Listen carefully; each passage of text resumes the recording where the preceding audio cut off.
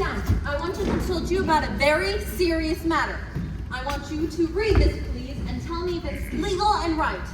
I felt I ought to do it, for life is uncertain, and I don't want any ill feeling over my tomb. My last will and testament. Now, Amy, Please.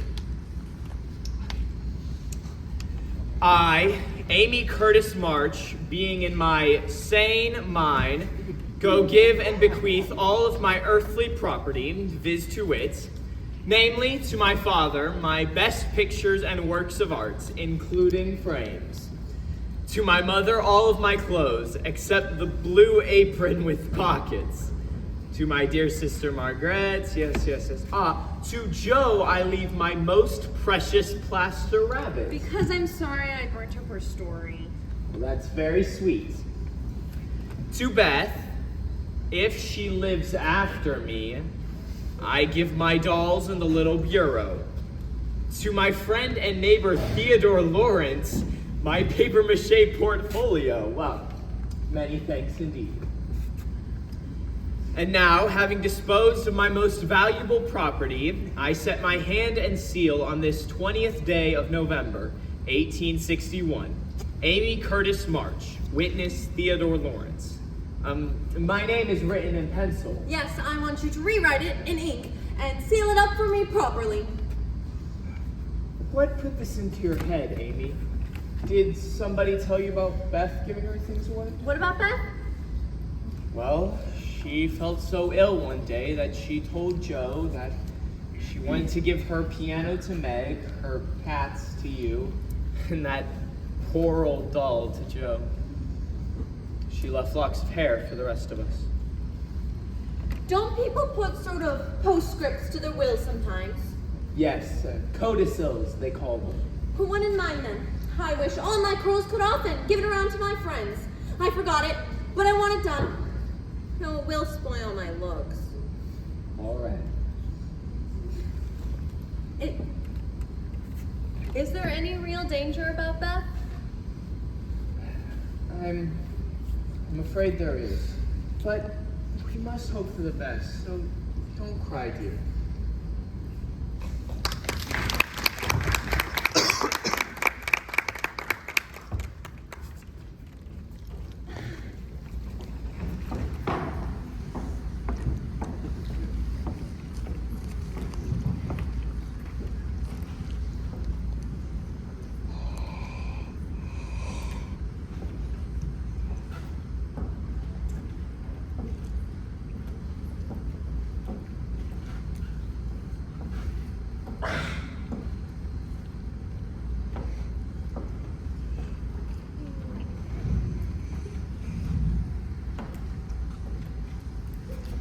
March will leave her husband. She better be sent for.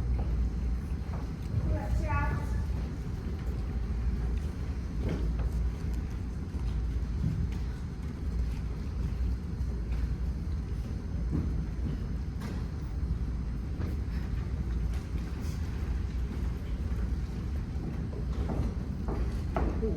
What is it? Is it Beth? I'm going to sit the mother. Joe, it's not so bad as that, is it? Yes, it is. She doesn't even look like my Beth, and there's nobody here to help her. I'm here, Joe. Hold on to me. Thank you, Teddy. I'm better now. Poor girl. You're worn out. But stop a bit and I'll give you something that'll hearten you up in a jiffy. What is it? I telegraphed your mother yesterday and Brooke answered she'll come at once. She'll be here tonight. Thank you, Teddy. Thank you. Oh, thank you, Mother. Oh, how can I ever thank You you? can fly at me again. I rather like this. I'll do it by proxy when your grandfather comes. Oh, bless you, Teddy. Bless you. Hannah, only think Laura's already telegraphed Mother. She's on her way. Tonight? Yes. That saints are firm. These shop I have received. You came. She's coming. So I forgive him. And I do hope Miss Marsh is coming right away. Well, I guess I better knock up a couple of pies in case of company unexpected. I'll go help you. Mother's coming, dear. Mother's coming.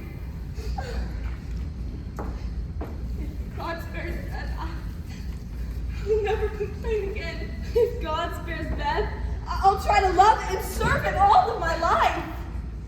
I wish I had no heart. If life is as hard as this, I don't see how we'll ever get through it. Beth, no, you're free to tell me. She's so silly. No, Hannah!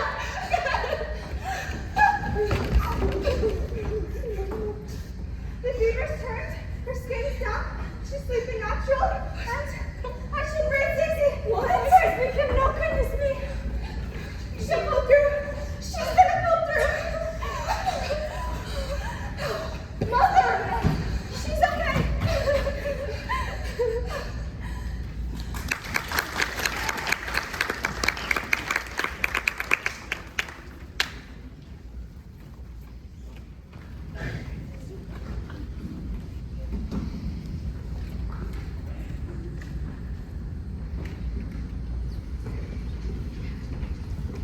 Just think, over a year ago we were groaning over the dismal Christmas we expected to have.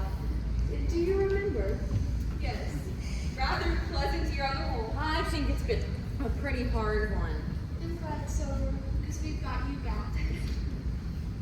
Rather a rough road for you to travel, my little pilgrims, especially the latter part of it. But you've gone on bravely. I think your burdens are in a fair way to tumble off very soon. I've made several discoveries today. Tell us what they are. Here's one. I remember a time when this hand was white and smooth, and your first care was to keep it so. It was very pretty then, but to me, it is much prettier now. Meg, my dear, I value the womanly skill you possess, which keeps home happy more than white hands or fashionable accomplishments. I'm proud to shake this industrious little hand, and hope you won't soon be asked to let it go. Oh, what about Joe? Please say something nice, for she's tried so hard and been so very good to me. I don't see the son, Joe, whom I saw a year ago. I see a young woman who laces her collar straight and pins her boots neatly and doesn't whistle or talk slang or lie on the rug as she used to. She doesn't bounce, but moves quietly and takes care of a certain little person with motherly care which delights me. I rather miss my wild girl, but if I get a strong, helpful, tender-hearted woman in her place, I'll be quite satisfied. Oh, now Beth! There's so little of her, I'm afraid to say too much for fear she'll slip away altogether.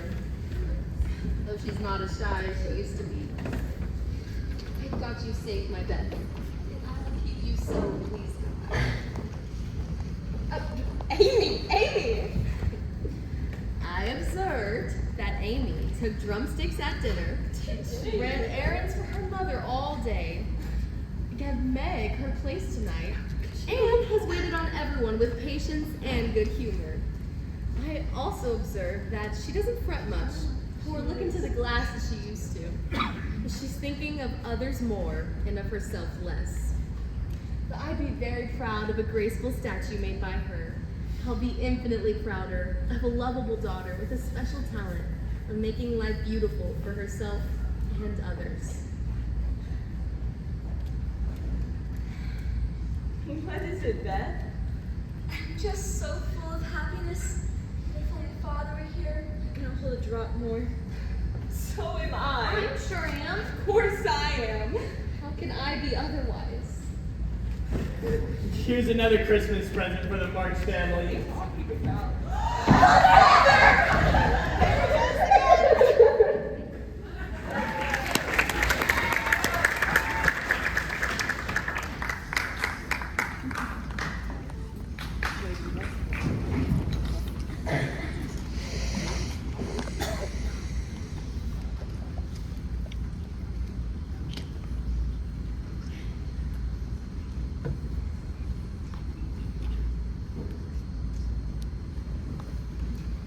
What is it, Joe? Aren't you happy Father's home? Yes, it's lovely to see him propped up on the big chair again. But I can't help but feel like something's not right. Yes, everyone seems to be waiting for something to happen. Though, what it is, I can't imagine. Mr. Brooke left his umbrella in the hall yesterday. What's that have to do with anything? Behave yourself and go away! What does the goose mean, Joe? He's showing you how your John will go by and by. Touching, isn't it? Don't say my John. It isn't proper or true. I've told you, I don't care much about it. Listen, I don't mean to plague you, Andrew. We'll bear like a man, but if you need to do something, I wish you'd make haste. I can't say anything until he speaks, and he won't, because Father said I was too young.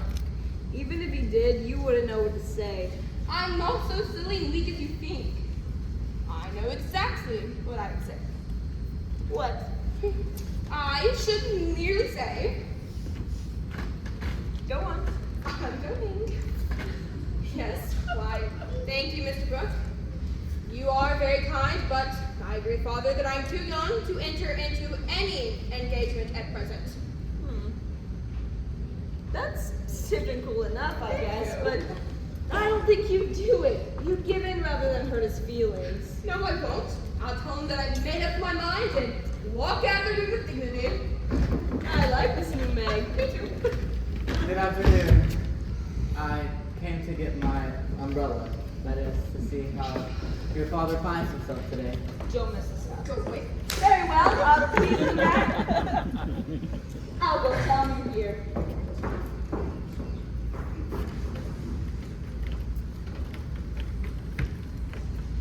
Mother would like to see you.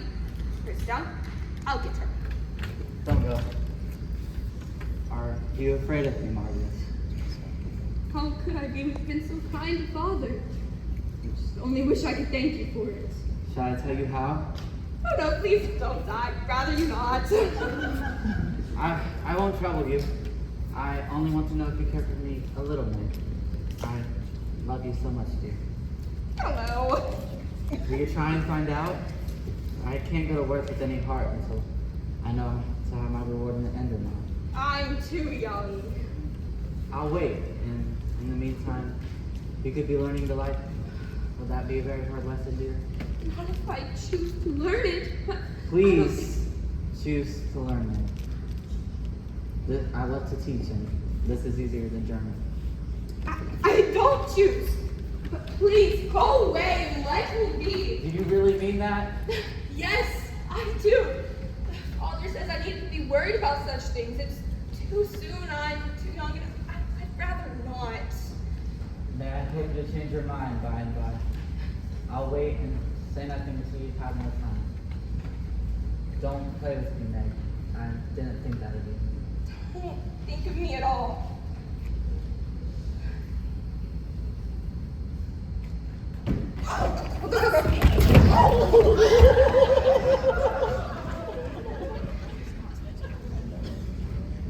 Oh, Aunt Martine, so surprised to see you.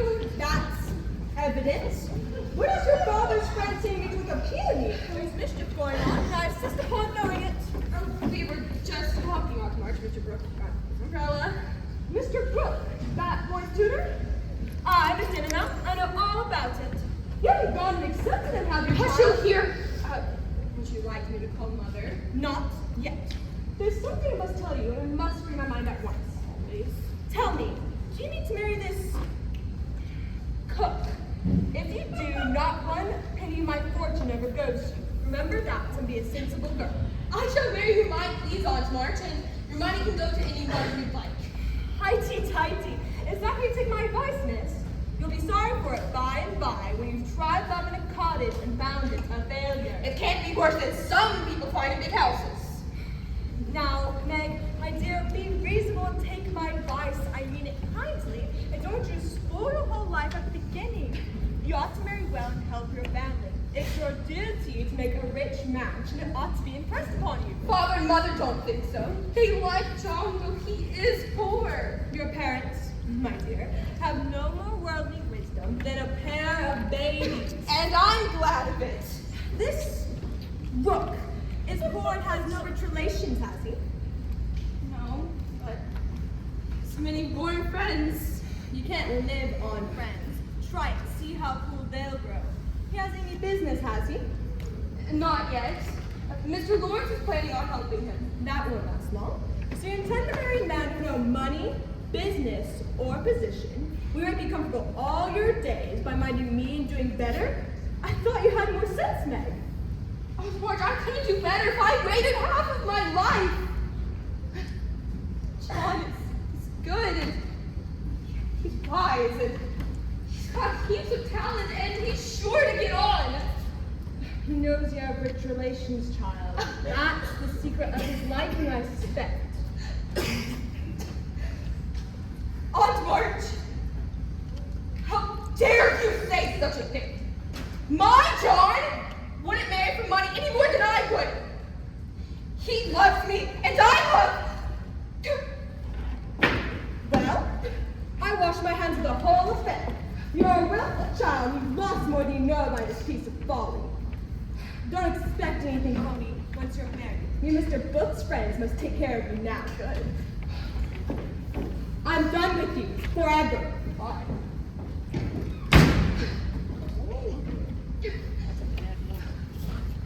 I couldn't help hearing Meg, but thank you for defending me and Aunt Marge for proving that you do care for me a little. I didn't know how much until she abused you. So I needn't go away, but may stay and be happy. Yes, John. Oh, I'm so glad you sent him away as we planned that affair. It's settled. Mr. Joe, congratulate us. Oh, do somebody come quick. John Brooke is acting dreadfully to Megan. She likes it? Oh.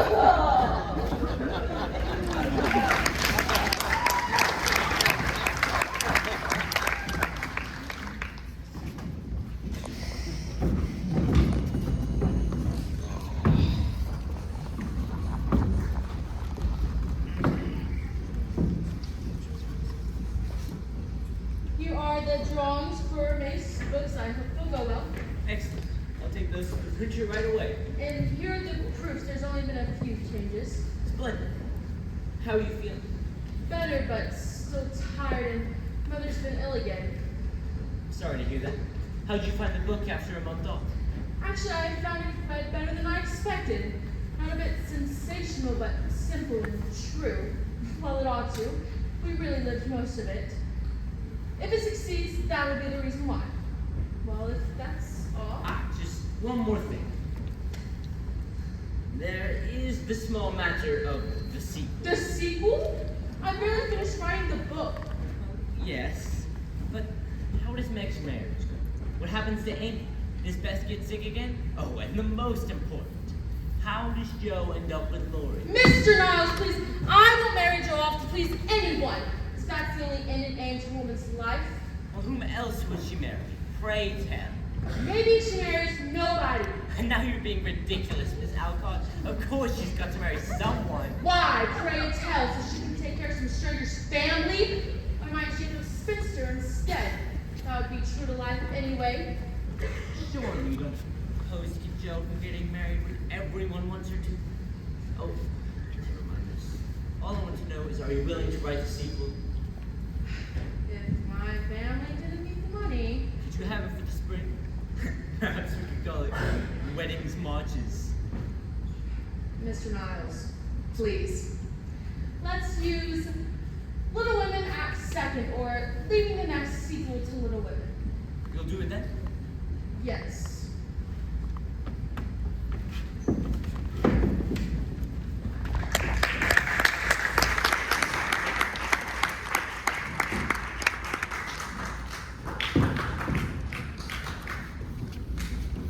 The June roses were awake bright and early that morning, where they swung in the window and peeped the sisters dressing the summer bride, while the others prepared their tasks in the garden.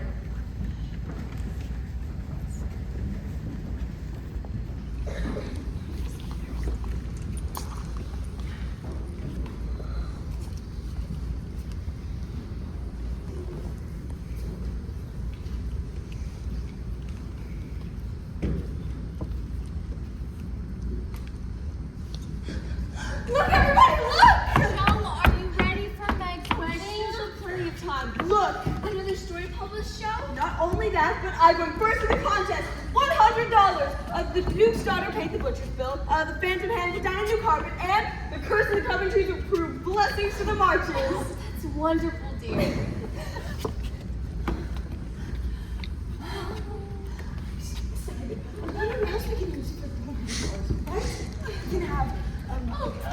Well, you can't say nothing pleasant ever happens. Now, can you, Meg? I suppose I can. How much has happened since I said that? The joys come close upon the sorrows this time. Ugh, all this romance. No, here comes Lori. Now we'll have some sensible conversation. Congratulations, Meg. I knew Brooke would have his way. He always does. Thank you, Lori.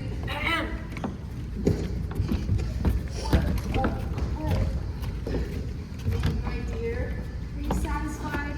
Do you feel you'll be happy here? Perfectly satisfied, Mother. Thanks to you all, and so happy that I can't even talk about it. So happy not to have a fashionable wedding, but a small one where I can look and be my familiar self with. Oh, you look just like our own dear Meg, only so very sweet and lovely that I'd hug you if it wouldn't crumple your dress. And I'm glad of it, but do hug and kiss me. I want to rate many of these crumples, put them to today. Well, I'm going to go tie George to Boston. Spend a few moments with Father. On my word, here's a state of things. Why ought to be seen to last minute, child? I'm not a show auntie. No one is coming to stare at me, to criticize my dress, or count the cost of my luncheon.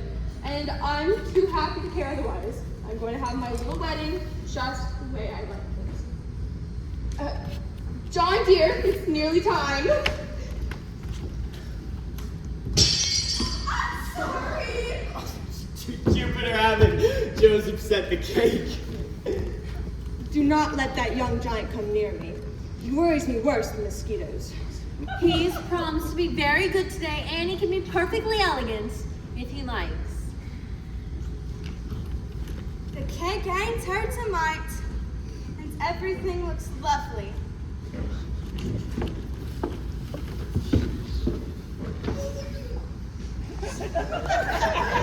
I thought you didn't like being tied to a woman's apron strings. Oh, that depends on who the woman is.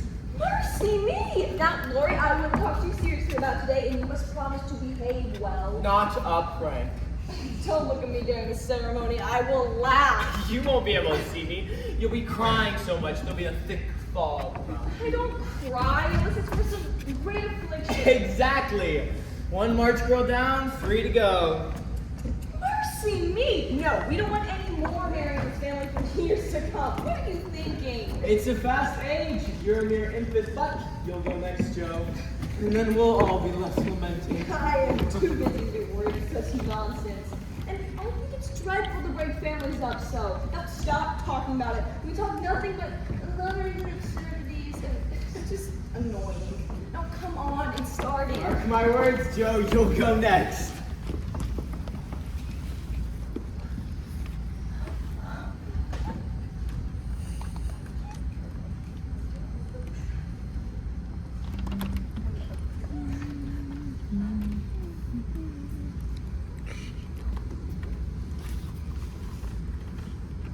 Dearly beloved, we are gathered here today.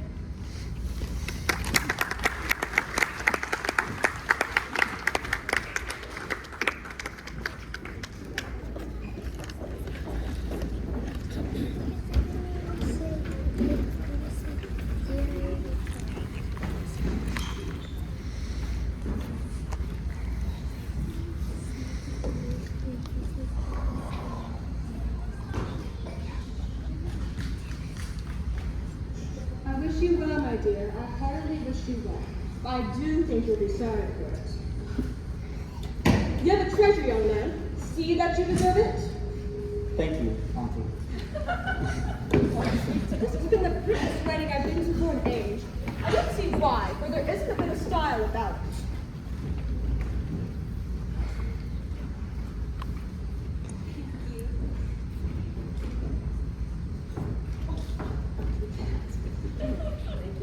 Are you going to talk about the fair, dear?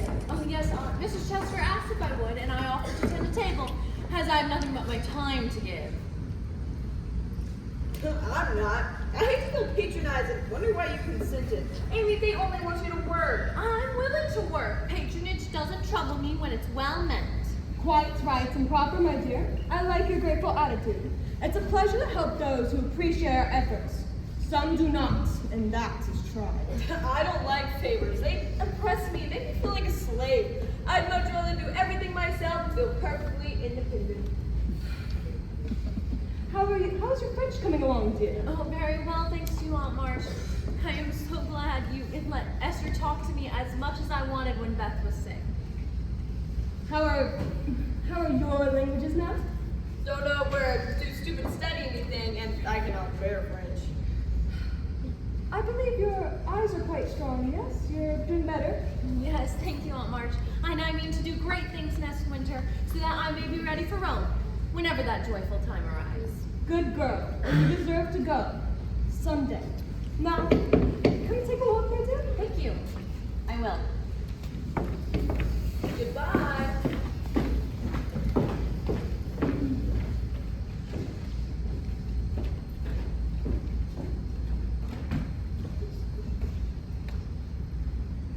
Now you must have a good long holiday. I intend to. What is it? No, tell me. You've got to have it out, Joe. The sooner the better for both of us. Say what you like then, I guess. I'll listen. I've loved you ever since I met you, Joe. I've tried to show it, but you wouldn't let me. So now I'm going to make you here. I tried to save you from this. I thought you'd understand. I am so grateful for you and so proud of you and so fond of you, but I can't love you as you want me to. Though I've tried. Really? Truly, Joe? Really, truly, dear. Ori, I'm sorry. I'm so desperately sorry. I could kill myself if it would do any better. But you know it's impossible for people to make themselves love other people if they don't. They do sometimes. I don't believe it's the right sort of love, and I'd rather not try it. Ori, I don't believe you and I are suited for each other. Our strong wills and quick tempers would have us miserable if we were ever so foolish as to marry? No, they wouldn't, Joe. If you loved me, I'd be a perfect saint. You can make me anything you like, Joe. No, I can't. I can't. You see that I'm right, and I won't risk our happiness by such a serious experiment. Now take a sensible view of No, I things. won't be sensible. It won't help me. It only makes things worse. And I don't believe you've got any heart. I wish I had. Then don't disappoint us, dear. Everyone expects this. Say you will and let's be happy. Do, Joe. I can't! I can't. I've tried and I failed. You'll see that I'm right by and you'll thank me. I'll be hanged if I do. Yes, you will, and you'll find some lovely, accomplished girl who will love you and adore you. I wouldn't. We curled up. We can't even help it now. And we'd be unhappy and everything would be horrid. Anything more? No. Except that I don't think I'll ever get married. And I love my liberty too well to give it up for any mortal man. No, okay. When you will care for somebody. And I'll have to stand by and watch. Then you just have to do the best you can. I've done my best, but you won't be reasonable. I will always be fond of you, but I will never marry you. And the sooner you believe that, the better for both of us. So now! She'll be sorry one day, Joe. Where are you going? To the devil!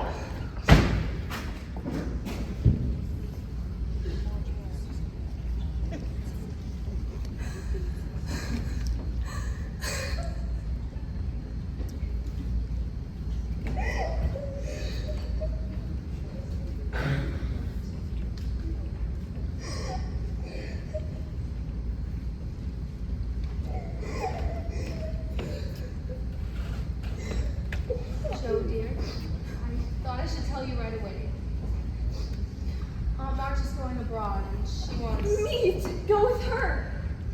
No, dear, not you. It's Amy. What? No, that's not fair. It was my turn. No, dear, I wish you could have gone, but there's just no hope of it this time. I wish I could go somewhere for this winter for a change. Well, you know, Mrs. Kirk wrote for some respectable young person to teach her children and sew, and it might suit you. Me? Go out at New York City in that little house? Why not?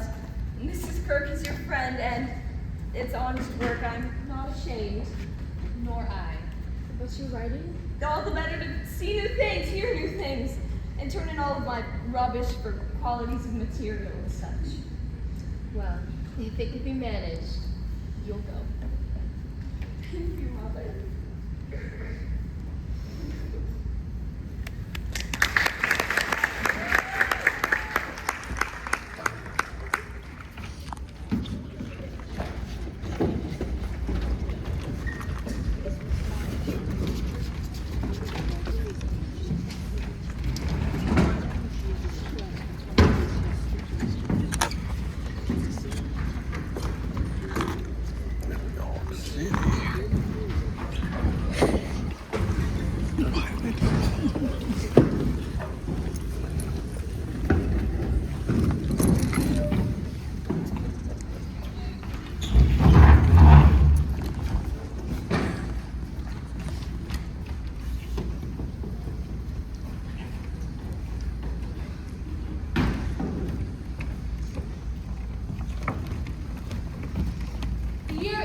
Marshall spread about. Meg had taken well to married life and was carrying twins, the greatest pride and joy of her and John. Amy was swept away in the glamorous European debutante season, enjoying the finer things life had to offer. Sweet Beth continued a quiet life at home, using what strength she had left to play her heart song. Our Joe had adapted well to a life in New York, using her sisterly instincts to take care of Mrs. Kirk's girls and her creative mind lived on in writing sensation stories for a local paper.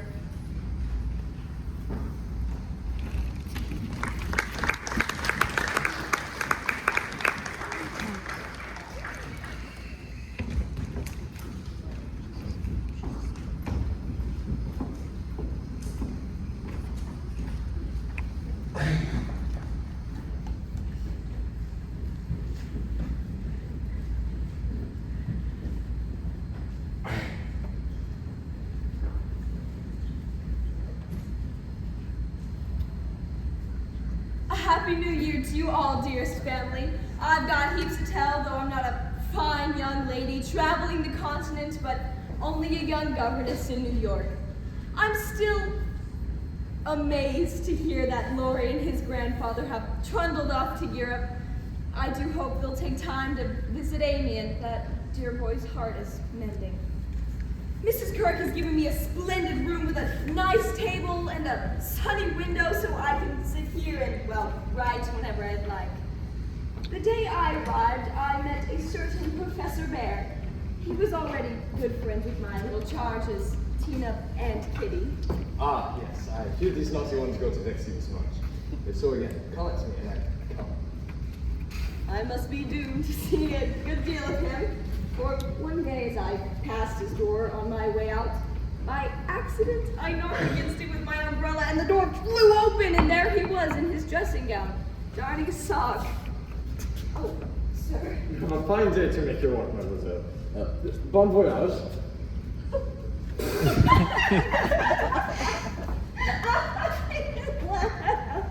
All the way downstairs, but it was sad to think of a poor man having to mend his own clothes. So I made up my mind, and with Mrs. K's help, I secretly darned his socks. One day in the nursery, there was such an uproar in the parlor that I just had to look in. Oh, I give you my words, dear lady. If we make too large a noise, you shall say much to us and a little more softly. They were having so much fun that I couldn't help but peek in. They played tag and soldiers, and he told charming fairy stories. And he even offered me lessons. So, you peep at me, and I peep at you, and this is not bad, but I'm not pleasant to when I say, have you a wish for enjoyment? Yes, but you are much too busy, sir. Good, we will make the time. For the curious March, I have this debt to pay. I have an eye and I see much. I have a heart and I feel things for this. Now, a little lesson then and now, and no more good fairy works for me and mine. Of course, I couldn't refuse. He was very patient with me, but it must have been torment having me as a student. Yet, he spoke so kindly. Das ist gut. Now we will go there. It is very good of him, isn't it? By the way, I'm getting rich in books now for, on New Year's Day, Mr. Bear gave me a fine Shakespeare. Here often you wish the library. Here I give you one. For between these lids He meant covers. are many books in one. Read him well and he will help you, for the study of character in this book will help you read it in the world and paint it with your pen. Thank you, sir. Yes, I still find time for literary labors, but I'm ashamed to admit that I've had to learn a very important lesson about my writing. You see, although I never told you this before, and it pains me for me to tell you now, I wanted so much to earn money for the ones I loved that I took writing sensation stories, and all America reads rubbish and hates for it. So I proceeded to concoct a series of thrilling tales, which Mr. Dashwood of the Weekly Volcano published and paid for me. But then, wrongdoing always brings its own punishment, and when I most needed mine, I got it. It was Mr. Bear who gave me my lessons. Good evening. Good evening, Herr Professor. The prologue of the great tragedy of Valentine. Yes, sir. Good.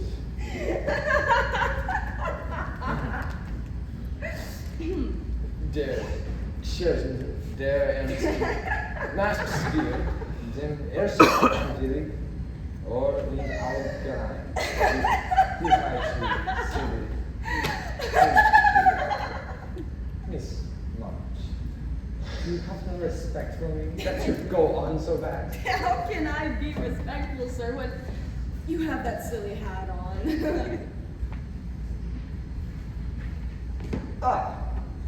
I see them now. It is that imp Tina who makes me a fool with my cap. Let's see. It is nothing. For if this lesson goes not well, you too shall. Indeed, I shall. Oh, I wish these papers did not make it to the house. It is not good for young children to see or young people to read. I have no patience for those who make this trash. Oh, Yeah, you are right to put it right. I would not ever let my girls see such stuff. No, my young boys, I would much rather give my boys gunpowder to play with than this trash. sir, I think some stories may only be silly, you know? Bah! If these authors knew what harm they do, they would not think that the living is honest. They would much think, maybe, sweep money in the street before they do this thing. Sir, shall we continue? I'll be very good and proper now. I shall hope so.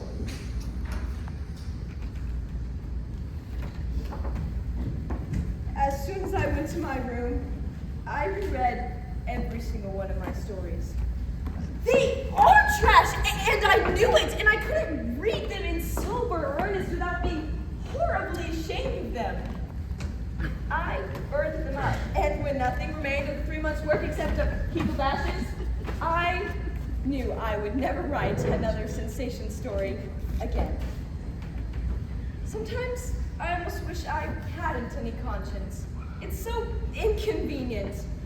If I didn't care about doing right, I would feel uncomfortable when doing wrong, and I should get on capitally. Sometimes I can't help but wish, Mother and Father, that you hadn't been so particular about such things. But then again, I'm glad you were. I miss you all. Your ever-loving Joe.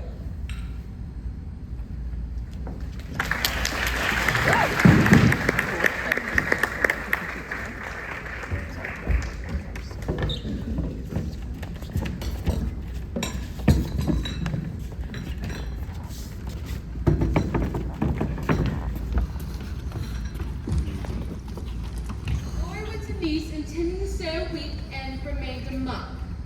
He was tired of wandering alone, and Amy's familiar presence gave a home-like charm to the foreign scenes which she bore apart. They were half-consciously making discoveries and forming opinions about each other. Amy rose daily in estimation of her friend, but he sank in hers.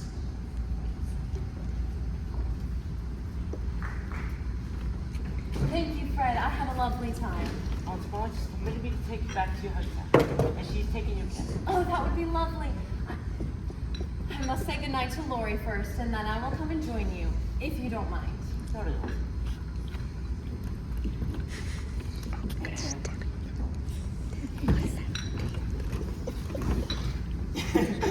My, Amy, you look like Balzac from Punk Hard and Men. My rouge won't come off. What do you call this stuff? Illusion. It's very pretty. Is it new fashion? No, it's as old as the hills. You've seen it on dozens of girls, and you never found out it was pretty till now? Stupid. Well, I never saw it on you, which accounts for my mistake. Oh, no, none of that. I'd rather take coffee than compliments just now. And don't lounge, it makes me nervous. Where'd you learn all this sort of thing? Well, the general air, the style, the self-possession, the illusion, you know. I believe foreign life polishes oneself. I study as well as play, and this, well, tool is cheap and poses to be had for nothing, and I'm used to making the most of my poor little thing. Oh, don't worry, dear. I like you better for it. What are you doing just now? Sitting here, looking at you. I mean, what do you intend to do with your life? When are you going back to your grandfather? Soon. You've said that a dozen times this past month. You really ought to go. Or do something active. You've grown so lazy.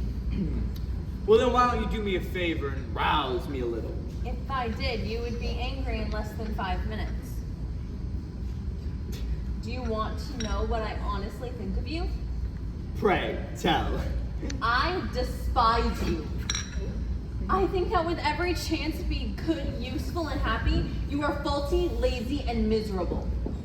I said when I first saw you here in Europe that you had improved. Now I take it all back, for I don't think you half so nice as you seemed then.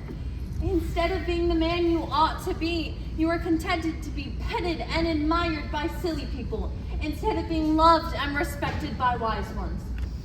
It's the truth, so I can't help saying it. I am sorry Joe refused you, but you must do something better than mope. Amy, Fred has offered to take me back. I won't keep him waiting any longer.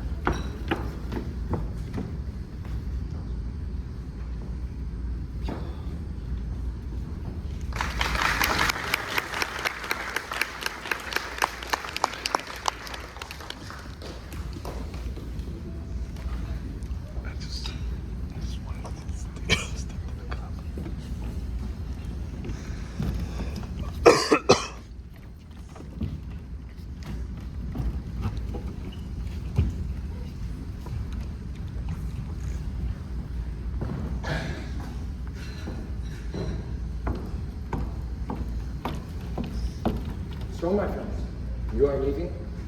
Well, You are happy you have a home to go. well, happy, yes, but there is a shadow.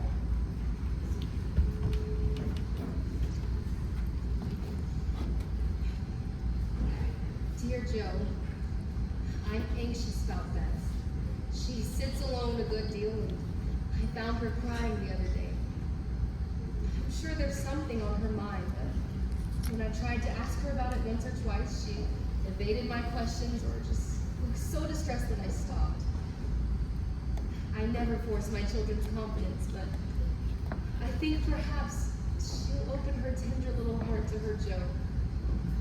If only she would get quite strong and cheerful again. I wouldn't have a wish in the world. I am so sorry, George. You go see the poor dear and bring her the happiness you so often have brought me.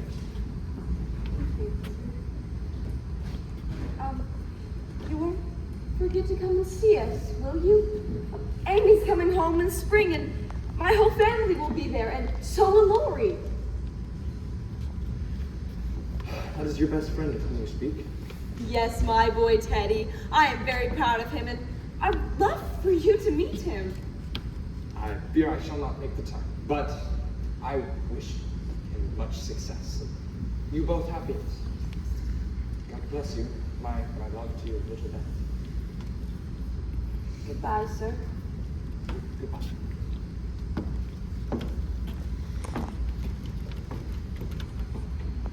It is not for me. I must not hope it now.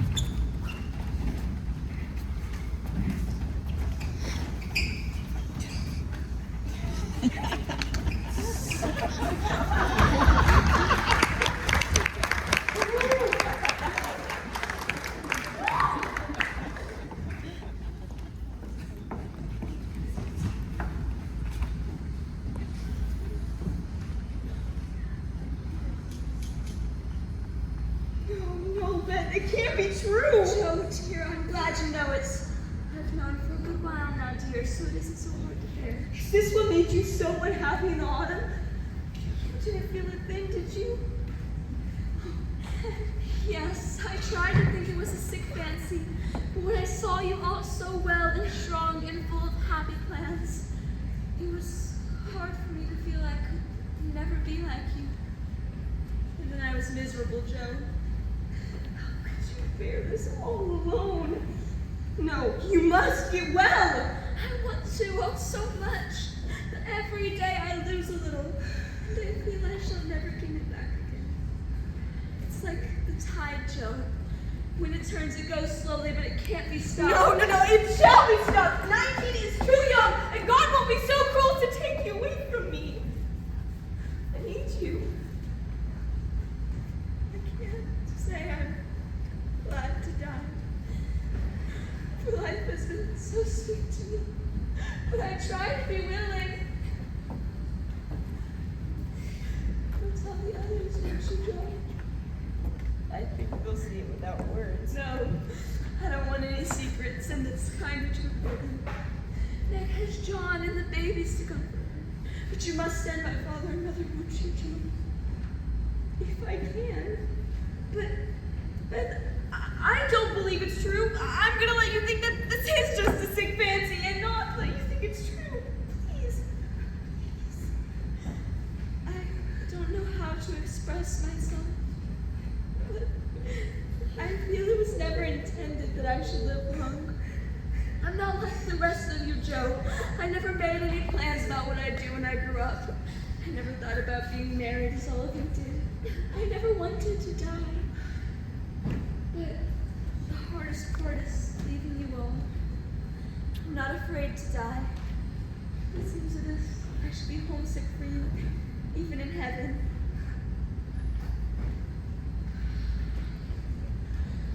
I hope I shall see dear Amy again.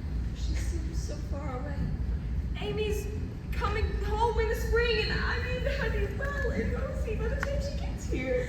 No, Joe, don't hope anymore. It won't do you any good. Give up.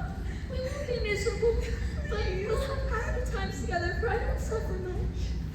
And I feel the tide will go out easily if you help me. I will, dear. I will.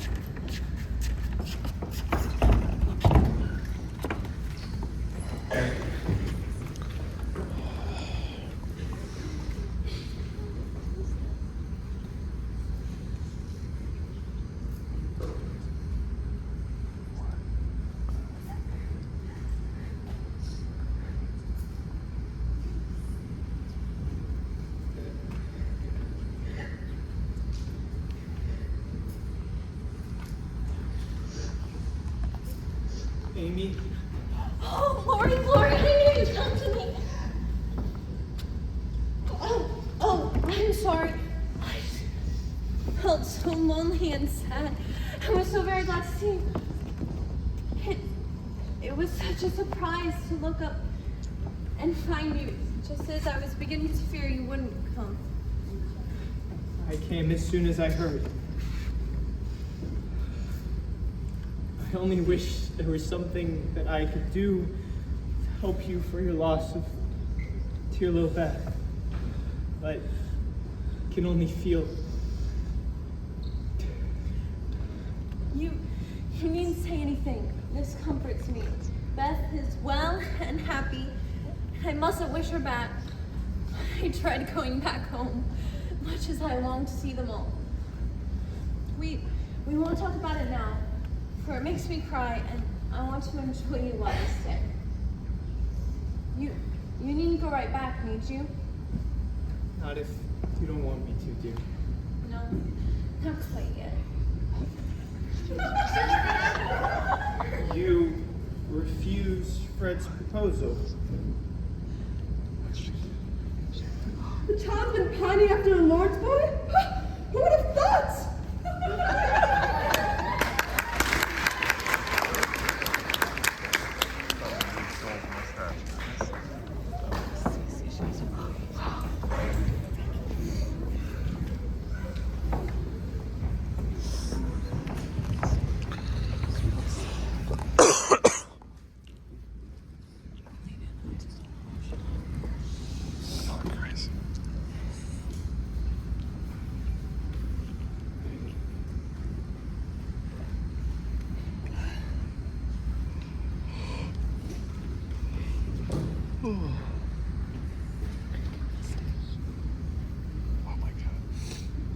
Joe?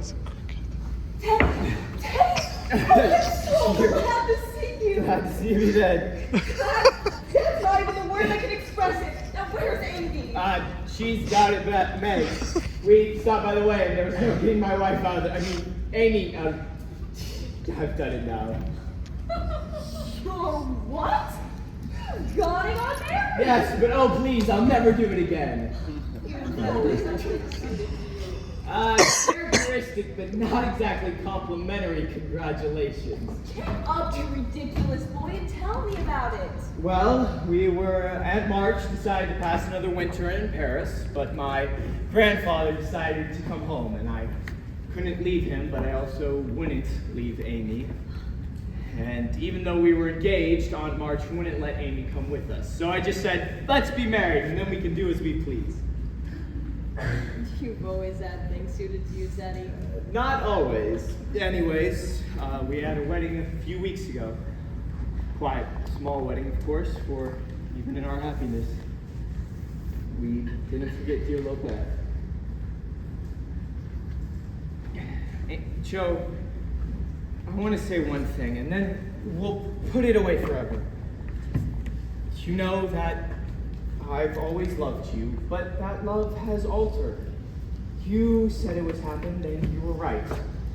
And I just want to say that I was done with the old love before I was on with the new. So I can honestly share my heart between my sister Jo and my wife, Amy. Love them both dearly. Now won't you believe it, and we could go back to the happy times when we first met each other. I'll believe it. I'll believe it with all my heart. Feels like only yesterday I was buttoning Amy's pinafore. These years have gone by so fast that I feel 40. For a year, we've left you alone to bear it. But never again. Amy and I can't keep house by ourselves, so you'll have to come down and teach the children, and we'll all be happy together. If I'm not to be in the way, you always were a treasure, Teddy. Where is she? Where's my dear old Joe? Amy? Amy!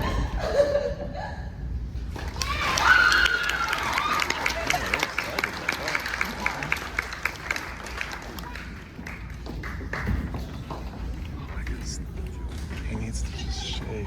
Just shave.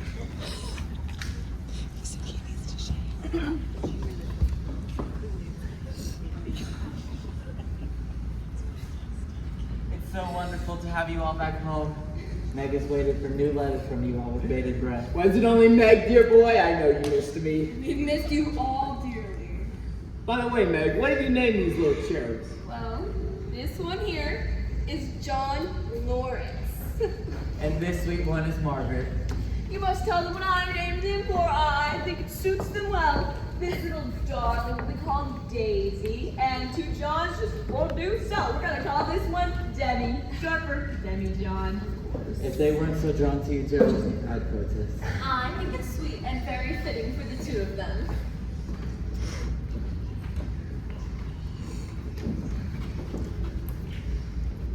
See, Laurie's found the beautiful, accomplished girl who will be his home. Better than a clumsy old Joe. A literary spinster, that's who I'm to be, with a pin for a spouse and stories for children. Huh? What is it, dear? The proofs to my book? Where did this come from? Hannah just set them down. What? Hannah? Hannah? Where did you get this? Why, a gentleman brought them in just a minute ago. Why did you give it to me? Well, he said to give them to Miss March, so I naturally thought it was another wedding gift from Miss Amy. I'm so sorry, Miss Josephine. Where did he go? I told him that Mr. and Mrs. Lawrence were visiting Meg and the babies. What? Oh! It's raining something fierce out there, Miss Jo. She'll catch her death. Perhaps not.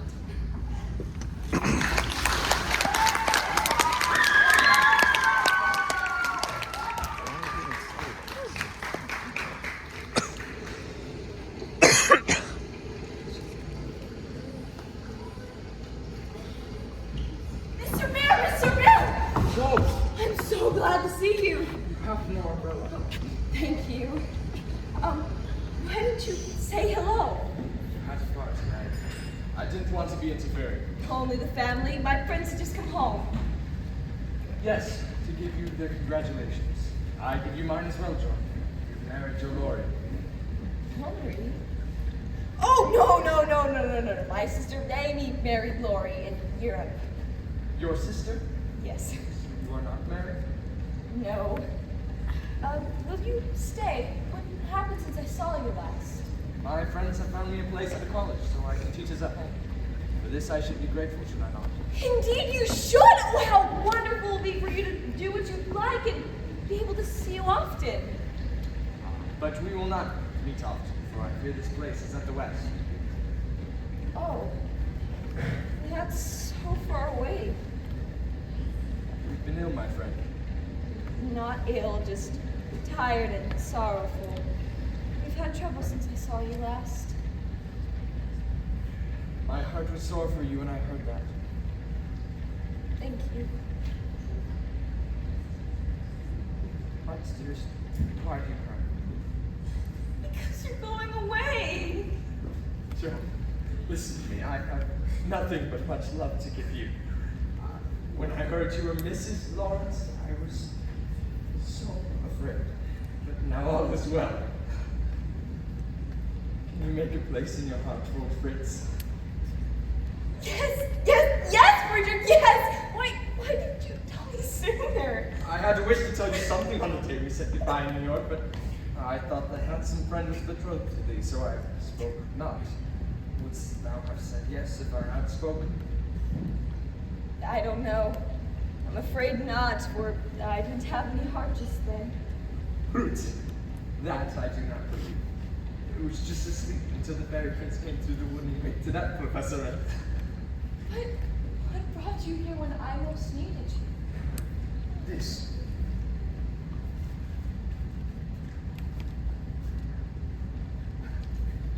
My poem about Beth? Yes, I found it by chance, but I knew it by the names and initials. It's very bad poetry, but I felt it when I wrote it. Joe, this is writing from the heart. I never knew it could go where it could tell tales. But how could this bring you? In it, there's a verse that seemed to call to me. Read it right. I will see that you go not in the wet. A woman in a lonely home, hearing life the sad refrain, be worthy love, and love will come in the falling summer rain. Yes, I read that and I thought to myself, she has a sorrow, she's lonely. She find comfort in true love. And I have a heart full for her. What made you stay so long? That was not easy, but I couldn't have the heart to take you from that so happy home without a prospect of what to give you. I don't fear poverty, I don't, and I couldn't bear a rich husband.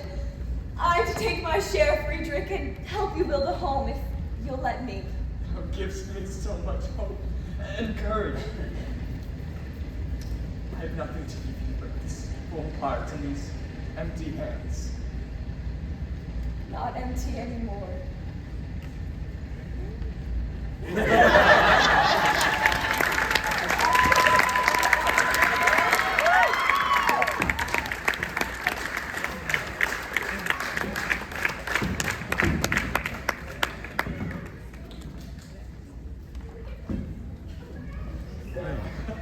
The young ladies wanted Joe to marry Laura weeping now. But this book you've created for girls might have a longer life than even I had hoped. I don't understand it. What can there be in such a simple book to make people praise it so? Whatever its secret, there's no doubt about its success. We've already sold 10,000 copies. Even London wants an edition. 2,000? Oh, and I'm sure we'll sell another 6,000 or 7,000 before the new year. You're well on your way to becoming a celebrated author of our times. Yes, Father says they no longer greet him as the great philosopher of Concord, but as the father of little women. Yes, but I think you proved to be the breadwinner in the family. Who's your first installment? But this is so much why I could pay all the family debts in one fell swoop.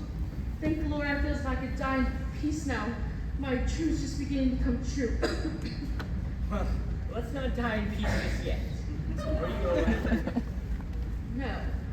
Writing 14 hours a day on a book has taken its toll, but the family seems so panic-stricken when I break down. I just keep the mill going. Perhaps you won't have to. I'd hate to think you lost your health just when you made enough money to enjoy yourself. It wouldn't surprise me. And all for that little book. Is it any good, I wonder?